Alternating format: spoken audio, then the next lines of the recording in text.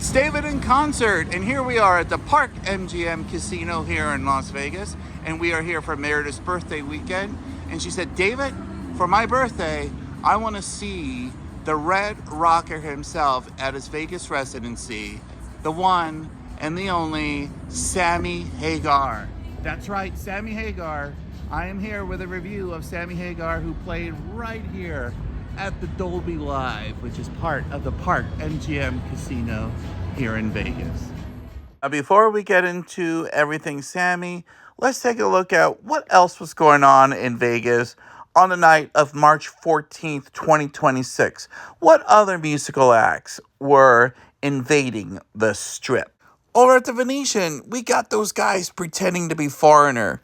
Well, they're calling themselves Foreigner now. Can't find an original member in the bunch, but you know what? They were pretty good anyway.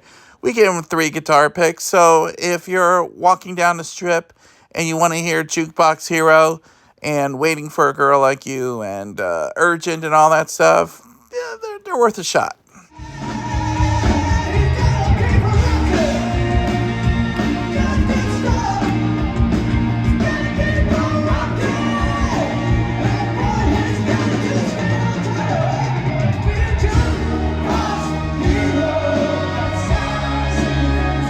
And over at Caesar's Palace in the Coliseum, we got J-Lo, who has no ego at all.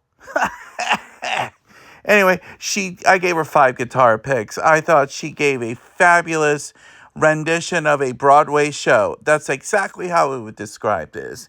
It was pure Broadway. Loved every minute of it.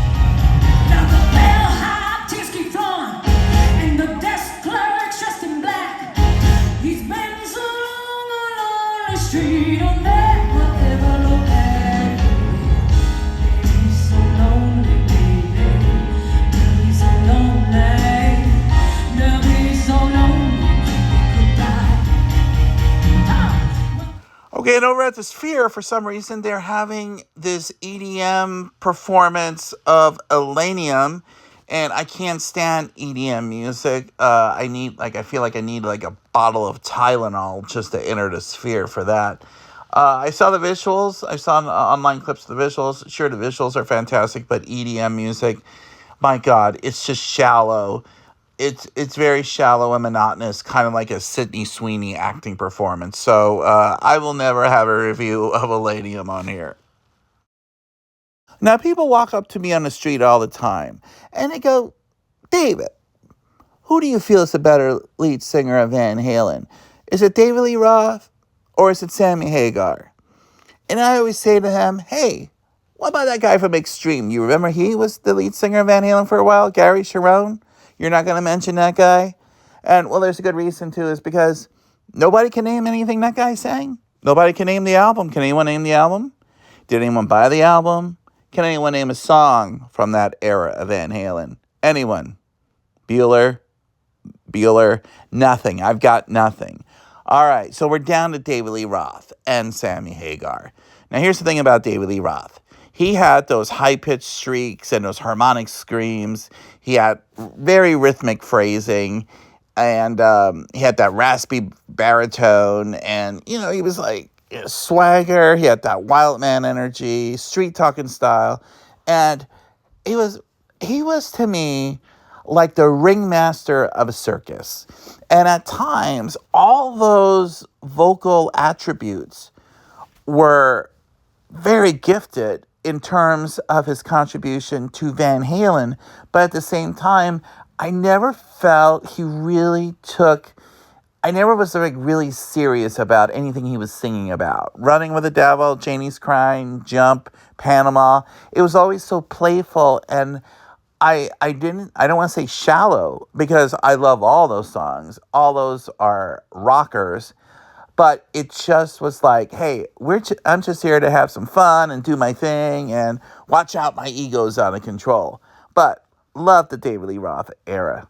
Don't get me wrong. It's just he was more of a showman. Now, on the other hand, Sammy Hagar, now he had a powerful high register, belting raw energy, and he had that raspy arena rock style going on with him.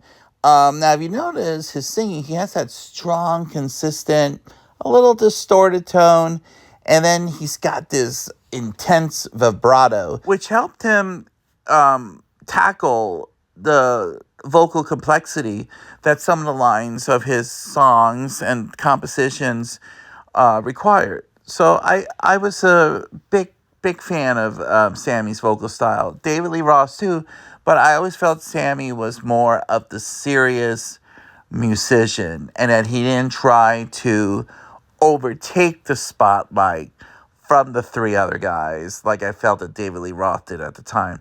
Now, one thing about the Sammy Hagar era of Van Halen, in my opinion, and that I really resonated with, was the fact that they sang songs of love, about love. They didn't do like a big power ballad like Waiting for a Girl Like You or Open Arms or The Best of Times or Keep on Loving You. But they had some really good mid-tempo love songs like Love Walks In, When It's Love, Why Can't This Be Love? And then, of course, they had the anthems. They had Right Now. They had Top of the World. They had Pound Cake. So you got a lot and Dreams. I mean, Dreams, my God. So you got a lot going on here in both incarnations of Van Halen. But if I'm to sit and write a dissertation on Van Halen, I would give Sammy Hagar the kudos and the edge as far as my preference. When I think of Van Halen, or when I want to play some Van Halen, I always go to OU812 and hit When It's Love. I mean, I usually go to For Unlawful Carnal Knowledge album between those two. But then, I'll go back to Women and Children First, Fair Warning. But yeah, my preference will be Sammy Hagar. Now, I got into Sammy Hagar. It was like 1982. I was listening to American Top 40 with Casey Kasem, and he said, debuting at number 38 with a bullet, it's Sammy Hagar with Your Love Is Driving Me Crazy. And I heard this, I'm like, oh, this is a good rocker. I like this song a lot. Who's this Sammy Hagar guy? And then oh yeah, he did that song, he did the title track from the movie Heavy Metal. Although there were two title tracks from Heavy Metal, the other one from Don Felder.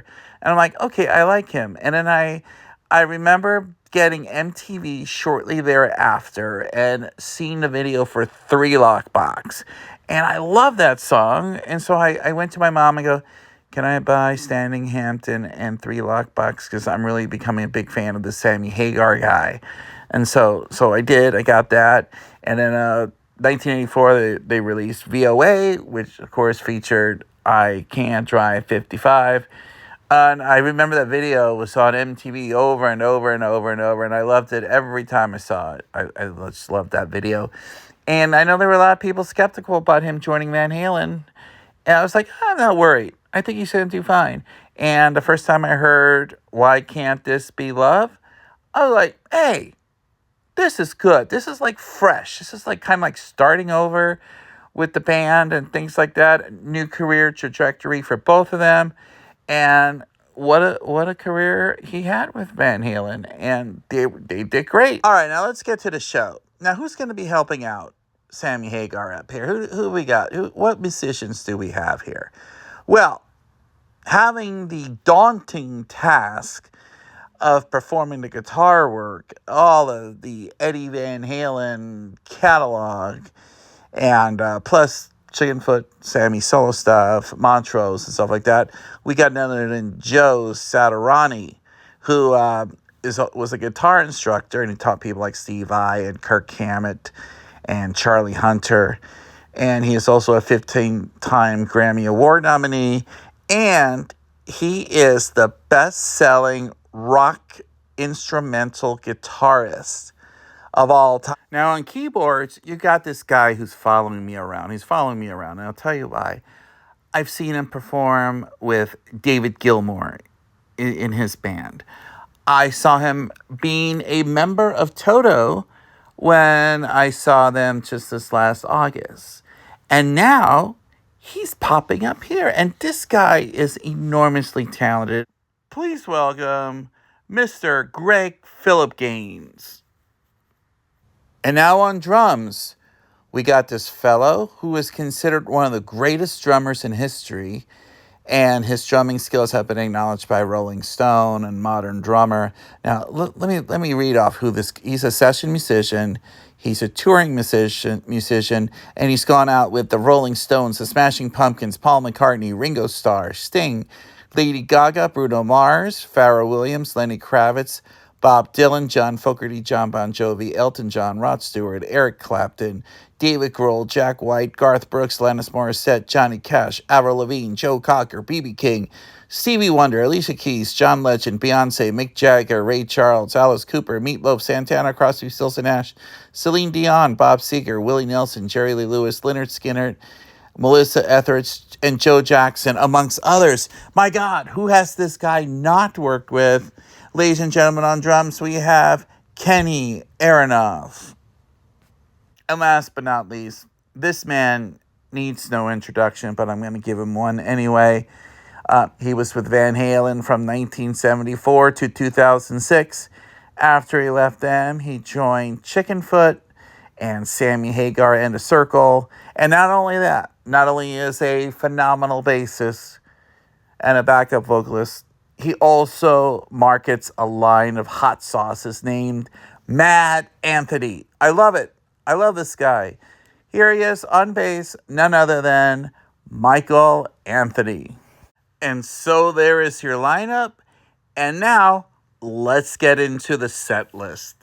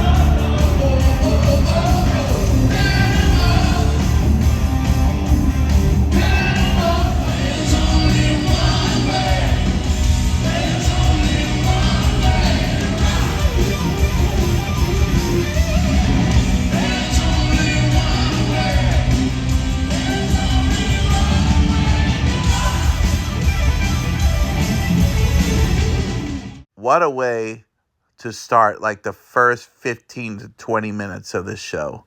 Amazing. 5 songs that are Pantheon. And then we go into the title track from the 5150 album, followed by my favorite Van Halen song.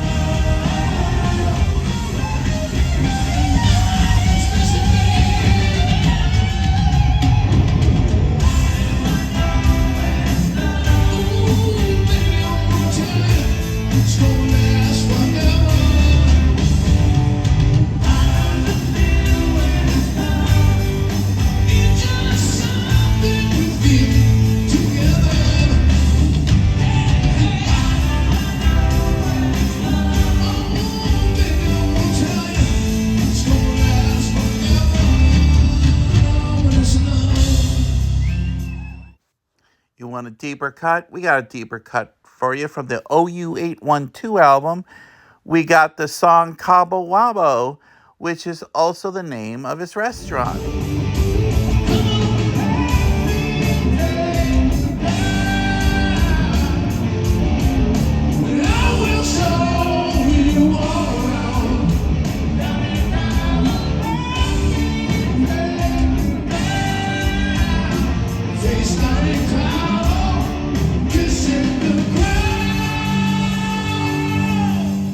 And hey, would you like Sammy to pour you a cup of tequila?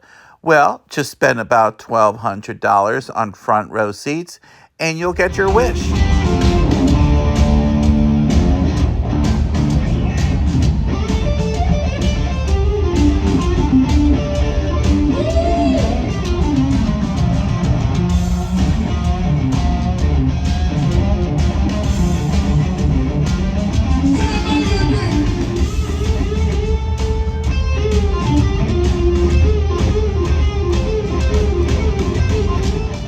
So after Sammy gets some people blitzed during the song Mas Tequila, we get Why Can't This Be Love, followed by Michael Anthony doing Somebody Get Me a Doctor.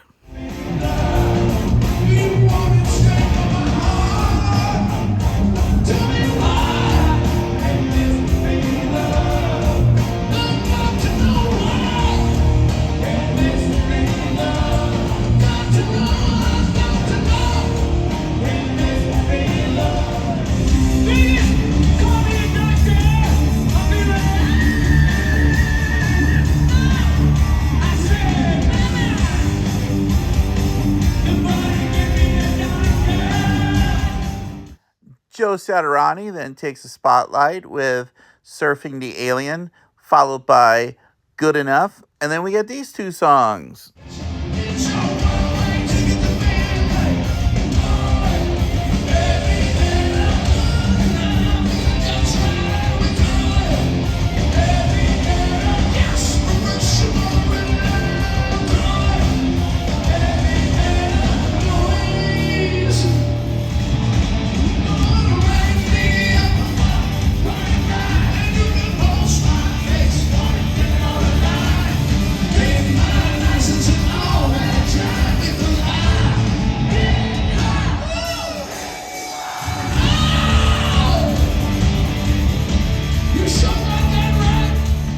And then they close out the night with the two final songs, Eagles Fly and Encore, Thank You, Good Night, which Sammy says Eddie Van Halen came to him in a dream and therefore inspired him to write that song. And there's a little beautiful, cool video clip before that as well. So the show clocks in at 2 hours, 17 songs. These songs are rock and roll prestige. And what boggles my mind is that Sammy Hagar, albeit it's been inducted in the Rock and Roll Hall of Fame as a member of Van Halen, has not been inducted as a solo artist. And I've always felt, and I still do, that he is tremendously underrated as a solo artist. And, we know the hits. Your Love Is Driving Me Crazy. There's Only One Way to Rock. Two Sides of Love. 3 Lock Box. I Can't Drive 55. I'm just starting to ramble all these off. And let's not forget those songs that he's done for movies. You got the title track from the movie Heavy Metal. Incredible. You got the title track from Fast Times at Ridgemont High. That song really rocks. And then this one. This is my favorite one. Remember, 1986, Sylvester Stallone did this ridiculous arm wrestling movie called Over the Top. Of course, I was the first person in line to see that movie. I love to witness idiocy.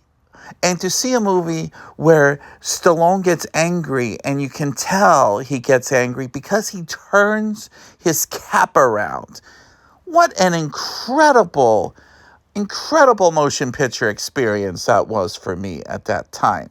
But, so if you've never seen this film, you have to see this. But Sammy Hagar recorded a song for the soundtrack called The Winner Takes It All. Now, I do not go to the gym. I am the most unathletic person you will ever know. I'm just nothing. Nothing's going on there for me in the athletic department. Okay, but when I hear The Winner Takes It All, something inside of me, if I'm sitting in my office, if I'm in my car, I will pull over and I will start running for about 5 miles and then run back to my car and drive. I will, if I see steps around me, I will run up those steps. This song makes me want to be an athlete. It is one. It's. I think it's a little underrated because you always hear in the '80s "Eye of the Tiger" as like the sports song, the inspiration, or "We Will Rock You." But "Winner Takes It All." Go listen to that right now and tell me that song is not a bit underrated. And well, Sammy is underrated. So what are you gonna do? Oh, and then let's not forget that song from Footloose, where we see Laurie Singer balancing herself between the top of two cars. This is one of my favorite scenes, not only in Footloose, but like in anything I've seen in the 80s. And they underscored it with Sammy Hagar's "The Girl Gets Around." I mean, this guy really, really contributed to film well with his hard-edged rock and roll. Now, as far as the concert goes, one thing I want to let you know is if you have any desire to come out in September to see Sammy Hagar in Las Vegas, I encourage it, first of all. But keep in mind, he's there 6 nights. And I just told you he did 17 songs in 2 hours. He keeps about 10 songs consistently on the set list, but he will interchange songs. You might go there expecting, oh, I'm going to hear Runaround. No, you're not. You're going to hear Cobble Wobble in that spot.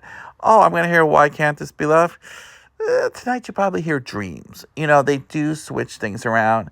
And being that it's 6 nights, I think they think the diehard fans that live in Vegas or have access to Vegas on those dates will go see every show. And yeah, you do have people that do that. If I had the money and I had the time, I would go see all 6 of those shows, knowing that the set list changes and stuff like that.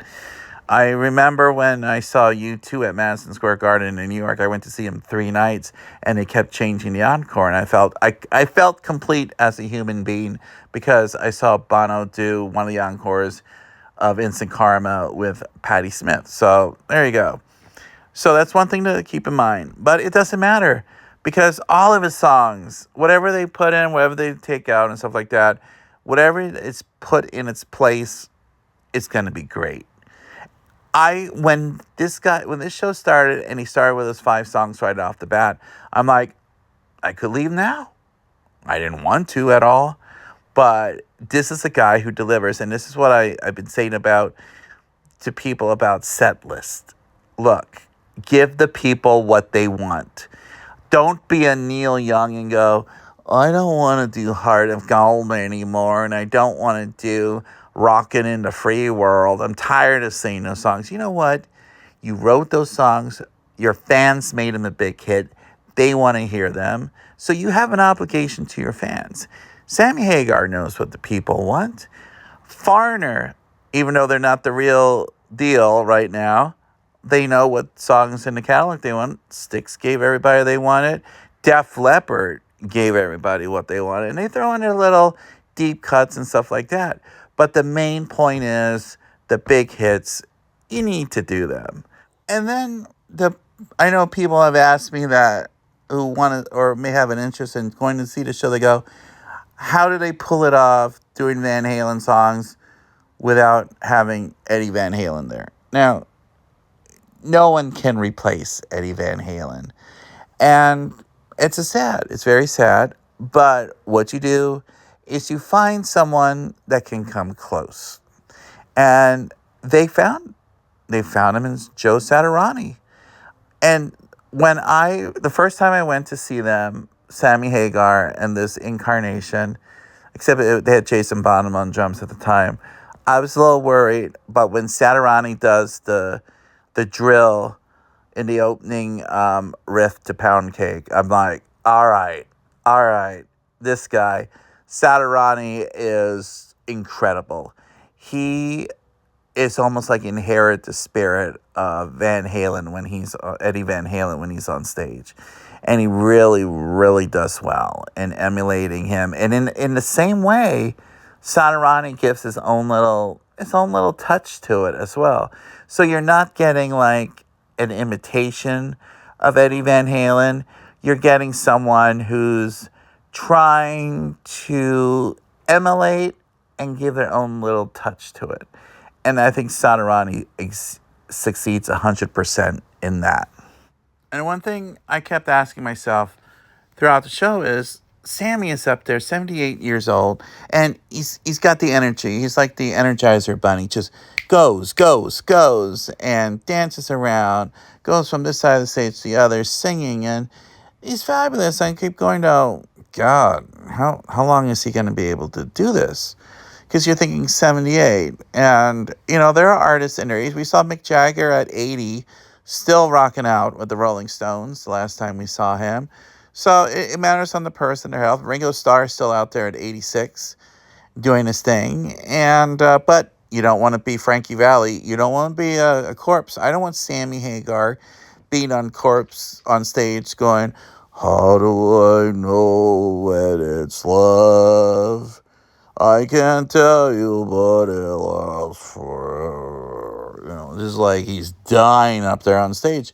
We don't want that to happen. So from my gauge, if he maintains the energy and just does limited residencies a couple times a year, I think I might be seeing him at 80 years old. I really hope so.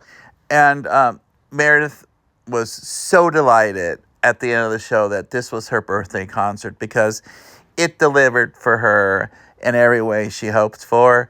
And now she did say, though, that she gave Def Leppard the edge as far as like comparing shows. And she said, well, I gave Def Leppard a 5. And I thought it was just a little stronger than Sammy. So she went 4.5 guitar picks. I'm going to go the full 5 because he delivered on every level. Every level that I expected him to do, he did. And like Styx and Def Leppard, it's all about the catalog and the presentation. And there you have it. So now next week, put me in, coach. I'm ready to play today. That's right. We're going up around the bend while there's a bad moon rising to see Mr. John Fogerty. And that'll be right in Las Vegas again at Planet Hollywood. Now, we live in Long Beach, which is just outside of Los Angeles, but it seems like all the major rock artists that we want to see in this last 6-8 weeks have all been in Vegas. But in April, we're seeing Rick Springfield in Palm Desert, and I'm seeing David Lee Roth. Yes, I am. I'm going to do it. In Anaheim, and then I think there's another LA show coming up. So we're going to hopefully see some shows in LA, but it's like Las Vegas is the place to be right now if you want to catch like these really great rock acts. So until next time, save us an aisle seat, and we will see you soon.